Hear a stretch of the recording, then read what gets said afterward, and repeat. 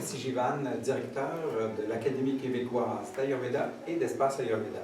Aujourd'hui, je vais vous faire, je vais partager avec vous une pratique d'asana, donc de posture de yoga pour Kapha. Donc, notre ami Kapha, sa constitution est faite d'eau et de terre. Donc, c'est quand même, si on met ça ensemble, ça fait de la glaise, hein? Donc c'est quand même la stabilité. Donc, ses propriétés, c'est lent, c'est froid, c'est stable, c'est lourd, c'est onctueux, visqueux, doux ou lisse. Donc, ce qu'on veut faire, c'est qu'on veut amener l'opposé. En Ayurveda, on veut créer l'équilibre. Donc, si notre ami Kapha est en excès, qu'il y a trop de ces propriétés-là, donc on veut réduire ça. Donc, pour ça, vu qu'il est lent, lourd, froid, bien, ce qu'on veut, c'est amener de la stimulation. Donc, on va le réchauffer, on va le faire bouger, on va amener quelque chose de plus, je dirais même à la limite rajasique, hein? On veut vraiment que ça soit réchauffant et stimulant. Hein? Donc, pour commencer, je vous inviterai à faire une salutation au soleil. Hein? Donc, vous pouvez faire une salutation au soleil, celle qui vous plaît, en autant que ça soit assez rapide, stimulant. On veut que le cœur pompe, hein? On veut que les poumons soient remplis d'air, donc on ait un bon cardiovasculaire. Hein? Donc, voilà. Donc, je vous invite à faire ça en partant. Et après, suivre avec les asanas qu'on va faire ensemble. Donc, je commencerai avec une posture qu'on appelle la chaise. Donc, on vient porter les gros orteils ensemble. On vient comme si on voulait s'asseoir sur une chaise.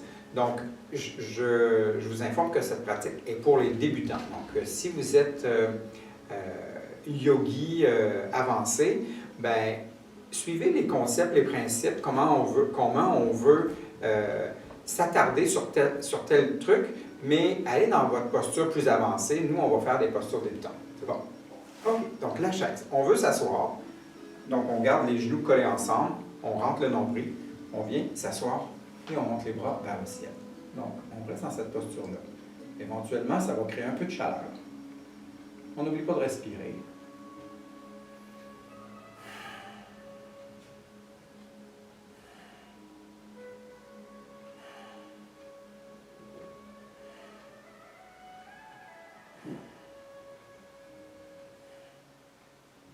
On peut même monter et redescendre. Donc, on peut faire des répétitions. On veut vraiment que on garde une stimulation. C'est bon? Ensuite, on va enchaîner avec le guerrier 2. Donc, le guerrier 2, c'est comme le guerrier 1, mais on va le faire en ouverture. Donc, on fait un grand pas à l'arrière. Donc, on ancre bien le pied dans le sol. On fait une racine là, on ancre bien dans le sol là, mais on va porter notre attention plutôt sur l'ouverture. Donc, on amène les bras en croix, on ouvre ici au niveau de la hanche pour pouvoir voir notre gros orteil.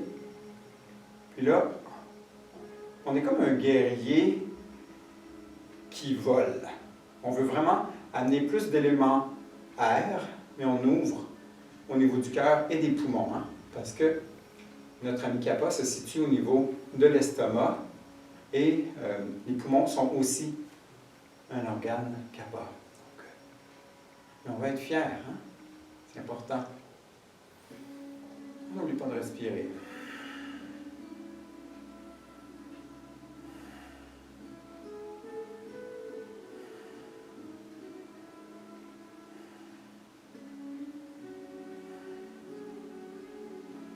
On peut même faire des rotations, revenir. On inspire et on revient. De l'autre côté même, avec le pied à l'arrière. On entre bien dans le sol, on ouvre les bras, on ouvre la cuisse pour pouvoir bien voir le gros orteil par terre. Ouverture du cœur, poumon. Les épaules sont bien détendues.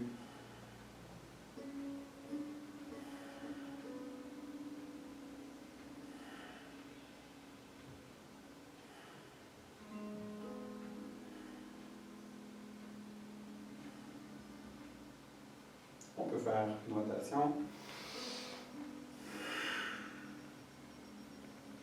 On inspire et on revient. Parfait. On va aller au sol maintenant pour une planche. Donc, on vient travailler la force. Hein? Donc, on vient placer les mains sous les épaules en étoile de mer. On est sur la pointe des pieds. On pousse vers l'arrière.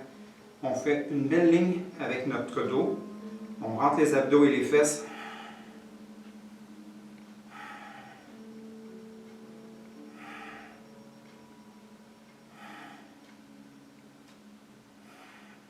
Si on veut travailler davantage, inspire, expire, push-up, on revient.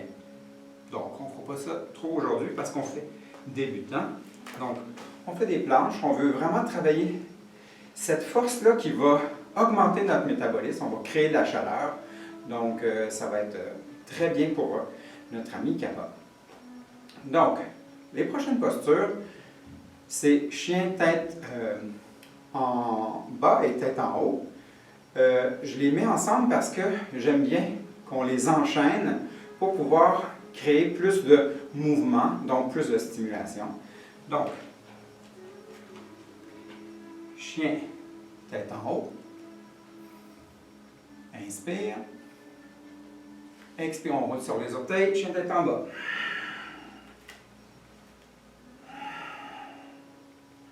Chien tête en haut. Chien tête en bas. Expire. Chien tête en haut, inspire. Chien tête en bas, expire. Chien tête en haut. Chien tête en bas.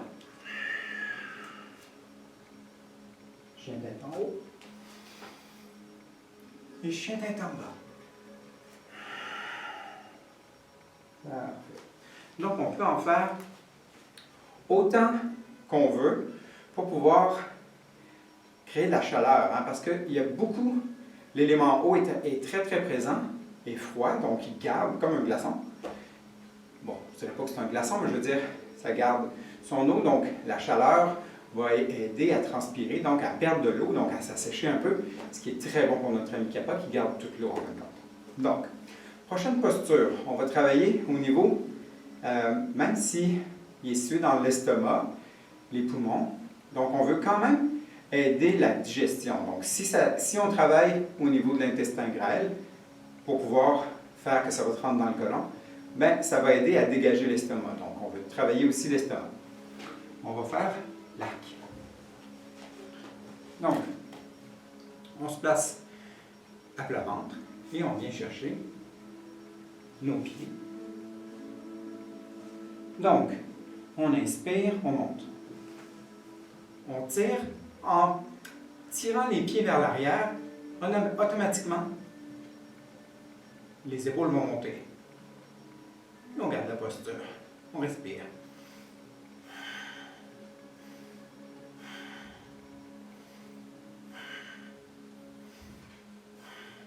On relâche. Tout dépendant, si vous avez beaucoup de pitta comme moi, ça se peut que la pression augmente. Donc, si vous sentez que la tête ou votre pression est trop haute, arrêtez ça. Donc, on ne veut pas nuire à personne, mais c'est très bon pour Kappa, qui lui, on veut réchauffer sa nature ou son état. C'est bon? Parfait. Prochaine posture. On va aller avec la chandelle. Et vu qu'on est débutant, on veut vraiment faire attention à nous. Ce qui veut dire que on va mettre une couverture.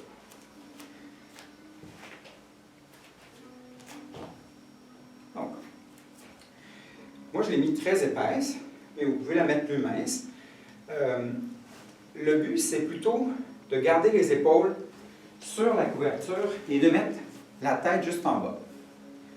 Donc, on vient porter le sommet de la tête juste en bas de la couverture qui devrait nous arriver dans le creux du cou. Parfait. Comme ça, quand on va monter dans la posture, on va pouvoir garder les épaules sur la couverture.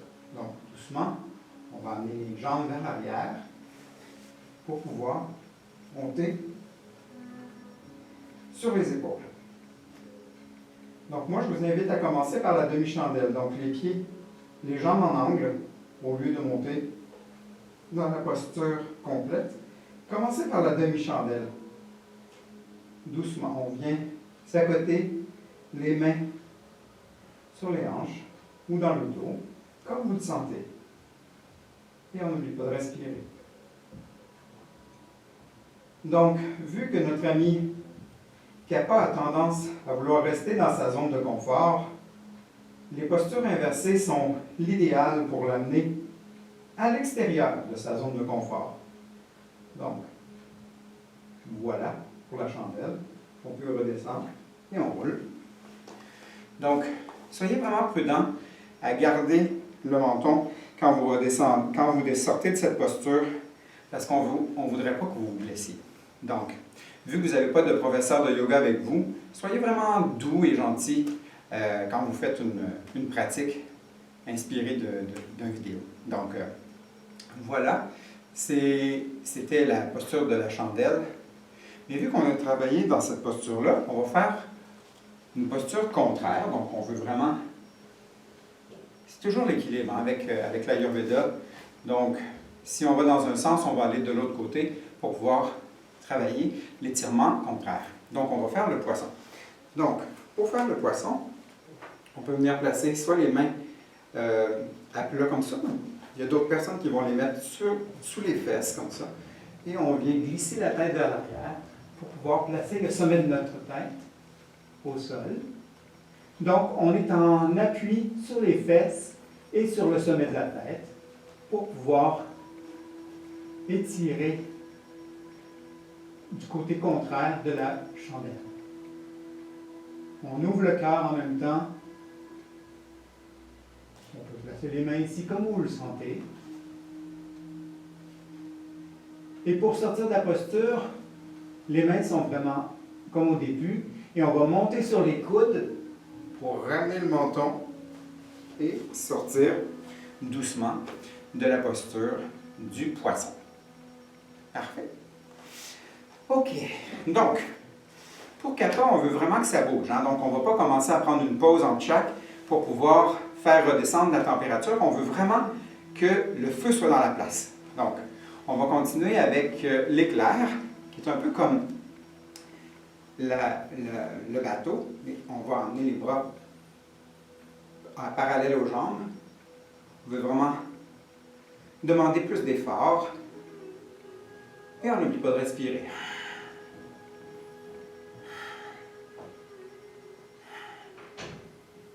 On peut monter, on peut redescendre. Les abdominaux devraient être bien rentrés.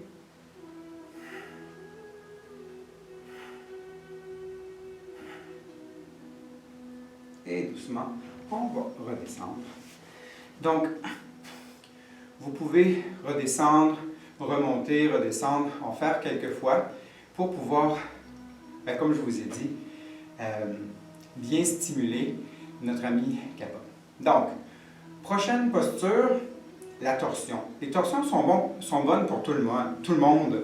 Mais là, autant qu'on veut travailler le bas pour Vata, le centre pour Pitta, on veut travailler le haut pour Kappa. Donc, plus l'estomac, les poumons. Donc, on peut faire comme on a fait avec notre pratique Pitta. Donc, torsion Vata, torsion Pitta. À ce moment-là, Kappa, on va venir monter la torsion. Donc, on peut venir porter les mains comme ça. Et on va porter la tête en regardant derrière pour pouvoir amener la torsion plus haute. Et on respire.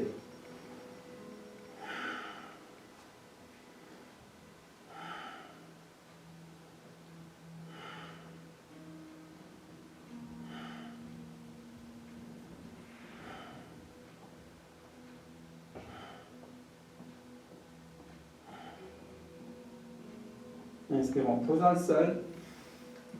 on sort de la posture. Expire. De l'autre côté. Bien placer le pied droit sur le genou gauche. Torsion. Vata. Torsion. Pitta. Torsion. Kapha.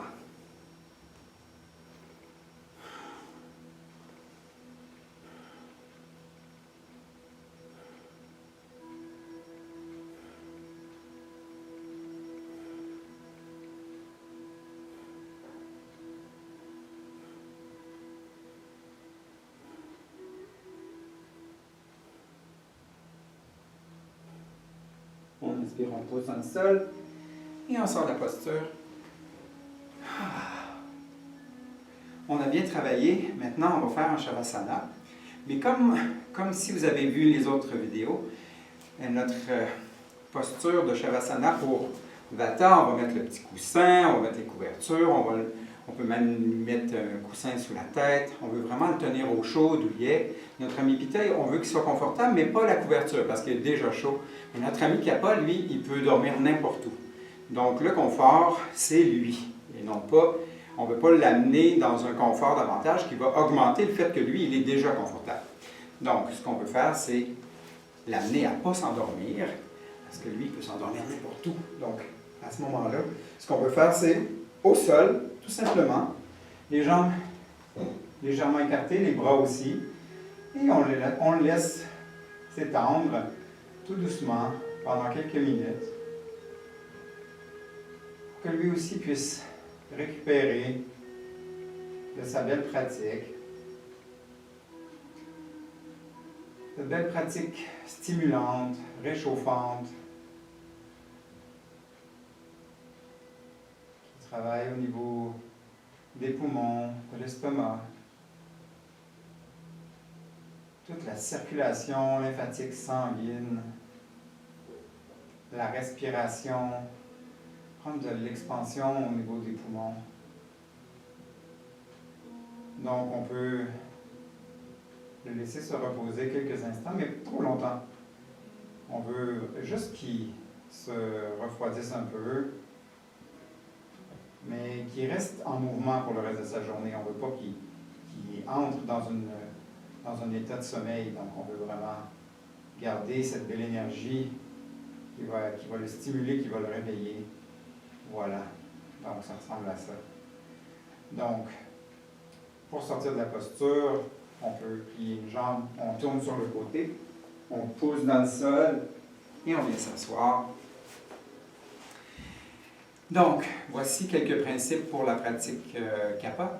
Donc, inspirez-vous de ça. Comprenez que pour sa pratique, on veut vraiment le stimuler davantage, amener de la chaleur, donc la pièce peut être un peu plus chaude.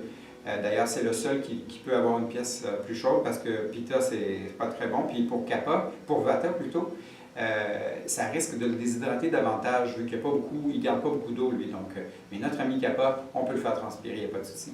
Donc, j'espère que ça va vous avoir inspiré à faire une belle pratique pour diminuer vos excès de Kapha, que ce soit saisonnier, circonstanciel dans votre environnement ou vos habitudes alimentaires.